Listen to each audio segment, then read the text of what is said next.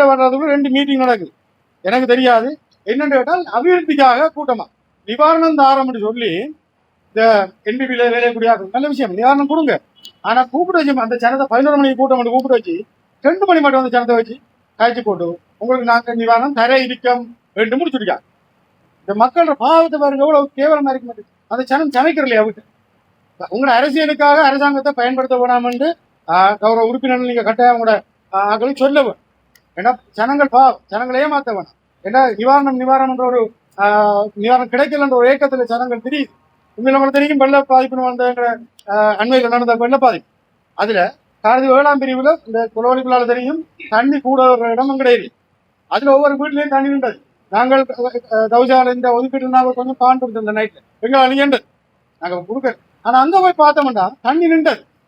ஆனால் என்பிபி இந்த சார்பாக வட்டாரத்துக்கு ஒரு ஆள் நியமிக்கப்பட்டிருக்கிறார். ஏதோ ஒரு பேர் அவருக்கு எனக்கு தெரியல, என்ன வட்டார உறுப்பினரோ பிரஜா சக்தி உறுப்பினர். இந்த ஆதம்பாவா சார் அவர்கள் எங்க இருந்து அந்த ஆக்களை பிடிச்சாங்கன்னு தெரியும். நாங்களும் வட்டார உறுப்பினருக்கு எங்களை கூப்பிட்டு ஒரு மீட்டிங் நடத்தல.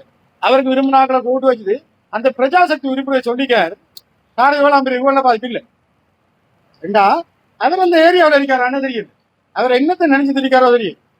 இப்போ 7ஆம் பிரிவுக்குள்ள வெள்ள பாதிப்பு இல்லைண்டா அந்த கொஞ்சம் மூளை கம்மியான ஆளுக்கு வணங்குற இல்லையா 7 ஃபுல்லா தண்ணி நின்று. அப்ப அதான் அந்த மக்களுக்கு இன்னைக்கு அந்த நிவாரணம் 25,000 ரூபாய் சுத்தி இருக்க அந்த அரசாங்கம் கொண்டு நல்ல திட்டம். அதை நாம் ஏற்றுக்கொள்ளும். நல்ல திட்டம் உண்டு எங்கட மக்களுக்கு கிடைக்கலன்றது இந்த இப்படியான ஒரு சிலர்